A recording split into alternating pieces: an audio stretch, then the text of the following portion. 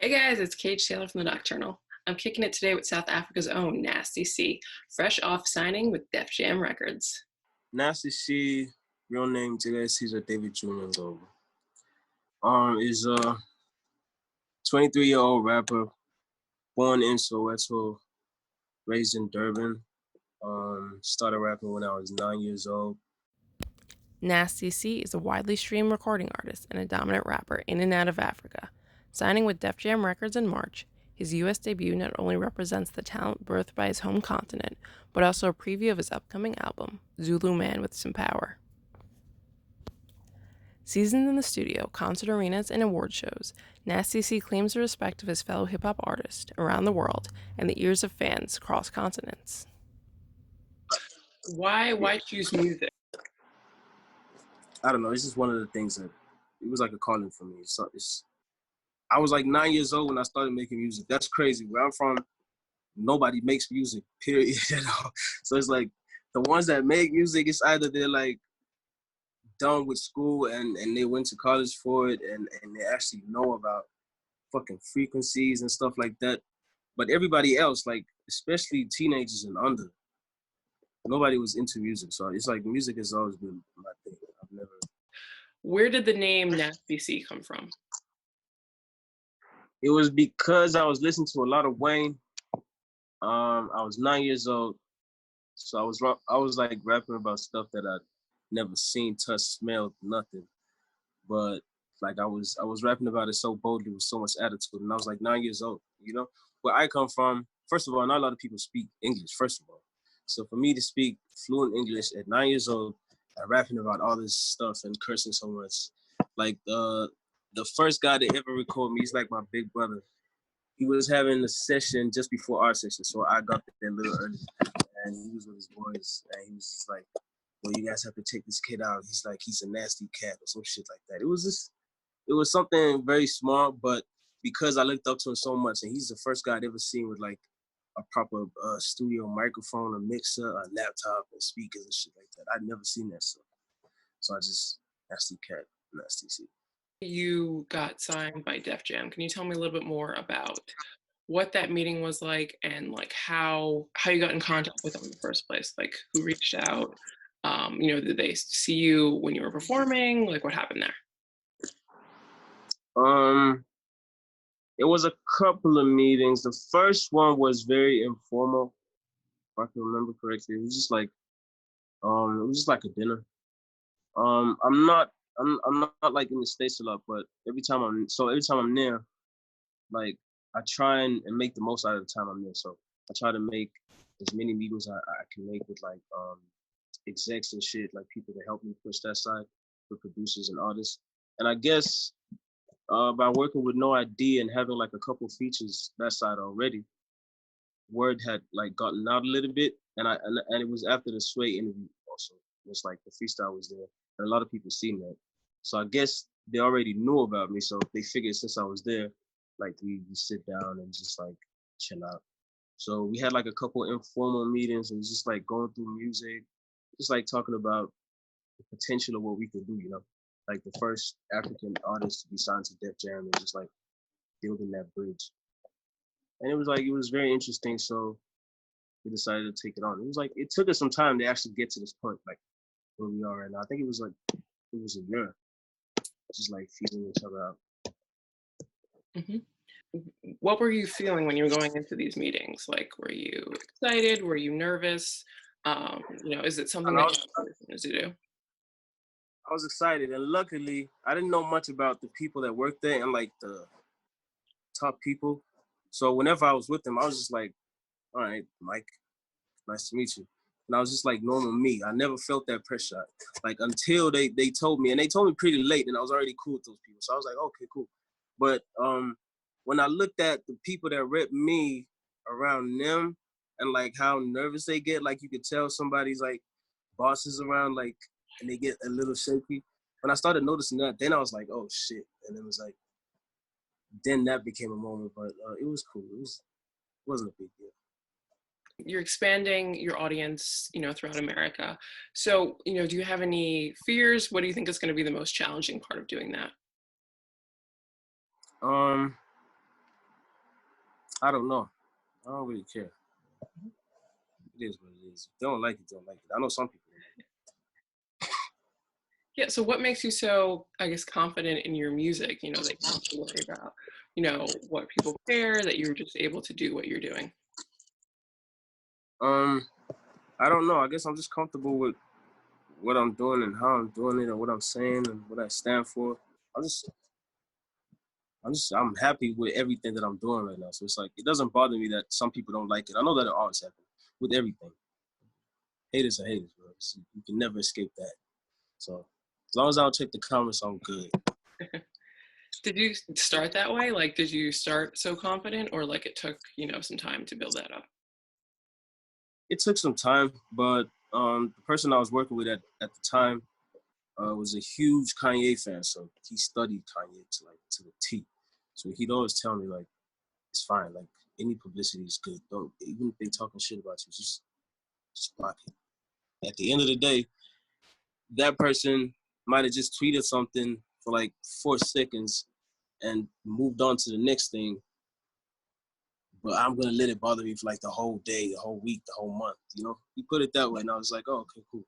And then ever since then, I was like 16 at the time, so I've had that with me since.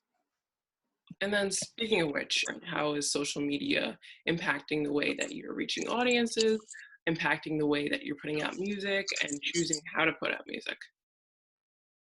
It makes it so much easier, and I don't know, for some reason I feel like we're speaking the same language. It allows us to speak the same language, right? Because if it's memes that everybody's like focused on and is all hyped about, then find a way to incorporate that into like your shit somehow. I don't know. Like we as artists and like the marketing teams behind artists and shit like that, they notice these small things and they actually work, like when you actually think about it. So it helps in that way, like you can reach your audience all the way across the world just by doing the same thing that they're doing on the internet, but just like applying your music to it or whatever. For Nasty C, it's been a 14-year journey in the rap game, and the lessons he's learned from his own growth, as well as his idols, have leaked into his music up until his most recent single, There They Go. My main influences at the time was first was T.I. and then it was Wayne. And then it kind of grew from there, like to T-Pain, Busta Rhymes, and 50, and a whole bunch of other artists. So sometimes I'm really just playing Carter 3, one of my favorite mixtapes, like the No Ceiling 2, um, Yeezus. I was playing that like crazy the other day. What was the first Lil Wayne song that, you really got into, that you know by heart, that you started rapping? I think the first one I heard was the Upgrade remix. Yeah, I think that was the first Lil Wayne song that I ever heard and that I went crazy to. And then I just started like taking a deeper dive into like his mixtapes and shit, like the Droughts, the No Ceilings, Sorry for the Waits, the albums. Yeah. And, Lil Wayne was really good at wordplay in his rhymes, and I've noticed the same with you. Like, what is your writing process like? Like, how do you come up with such clever lines and things like that? Um, it changes from time to time. It all depends on how I start working on the song. So sometimes I start by writing. Like if I'm taking like a long flight, like a 14-hour flight or some shit, like I write a lot on the plane without really listening to any of the beats that I have on my phone. So when I start with my lyrics, I really focus on the way I put certain things and try and make it, I don't know, just try and make it fun to listen to, as opposed to just saying shit like how everybody else says, you know. But when I'm in the studio and I'm just like going through beats and I pick one that I like, I don't really focus too much on how I say certain stuff. I focus more on what I'm saying. If that makes any sense. And are there certain topics that you kind of stay away from? Do Yeah, you I try to stay away from politics. Try to stay away from talking about religion a lot, things like that. Mhm. And then, like, who are you speaking to when you're, doing your music? Is there a specific audience? I like to make feel good music, and I like to reflect on some of the real things that are happening, just like in the world, and also my personal things, also just like for other people to relate to. Are you planning on being experimental? A lot of artists these days are going into, alternative hip hop, a combination of trap hip hop, pop hip hop, all these different variations. Yeah, I've always been like that. I've always been experimental. I'm just very picky with the stuff that I put out. And now with everything that I just took on, I'm not going to be not really afraid, but I'm not going to hold back from putting out the other different types of hip hop that I've been making, but you guys haven't been hearing, like the fans haven't been hearing, you know? And then, so tell me about they go, new single that just came out. What did you want to convey with that, and how long did it take to make? That was one of those quick songs, like 20-minute, 15-minute songs. It was like I was just having fun. I didn't even think about it. Um, I think that day I made like 5 or 6 songs, so it's just like one of them. Mhm. No thought to it. And how is that chosen as the intro to the new album? Is the album going to be fun? Is the album going to have a lot of emotions that we're going to be thinking about? It's a lot of reasons. It's also just to throw people off, like make them think that that's coming, and then hit them with something bigger later.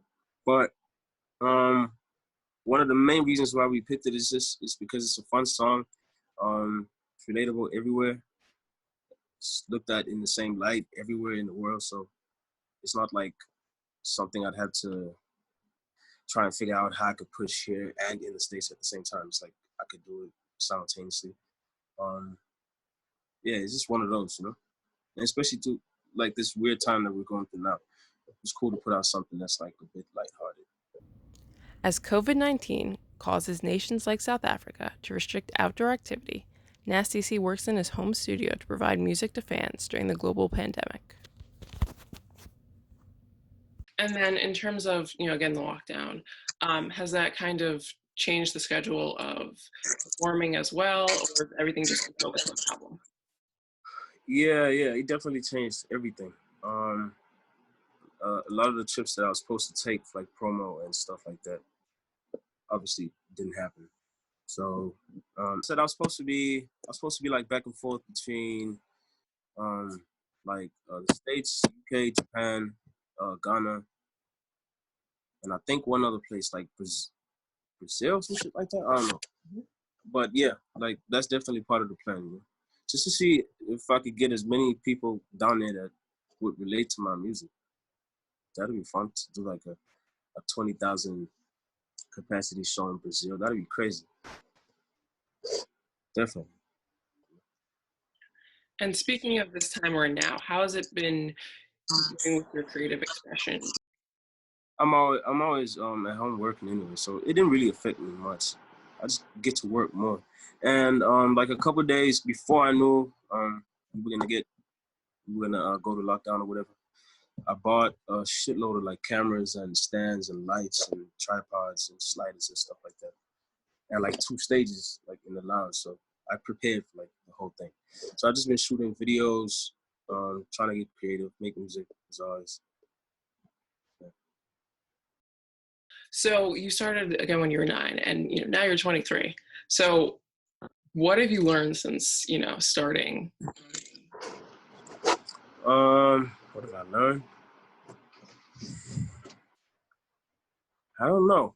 Well, I learned a lot, but I don't know if anything's like worth mentioning. It's like the basic stuff. Like I learned a lot about royalties and just like the back end of the whole music shit, the rights and everything.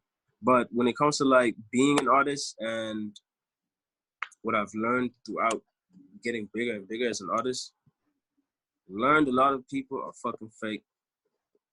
Um, and yeah, that's it pretty much actually. Just a lot of fake in different ways. I lost too many friends just like over nothing. Actually, now that I think about it, but it's just because of how people get when the fame gets to them, or how they get when they get left behind. stuff like that. That's, And then how do you remain, grounded and humble and, real and genuine? Like, what do you do to kind of remind yourself to stay uh, grounded? I don't know. It's nothing. I don't really think about it, but I guess it's because the people around me right now are the people that were with me in the start. My DJ is the same guy who used to pick me up at home and take me to the show from like Thursday to Tuesday, so I can have a car. My girl for like 8 years is here with me. We've been dating since high school. Um, my photographer is my best friend. That was like my first fan ever, ever, ever. My manager is my big brother. I literally grew up with him. So I guess it's like everyone that's with me right here is from Durban. I took them all from Durban and came up with them. So I don't think I could ever change. They wouldn't allow that. It's dope.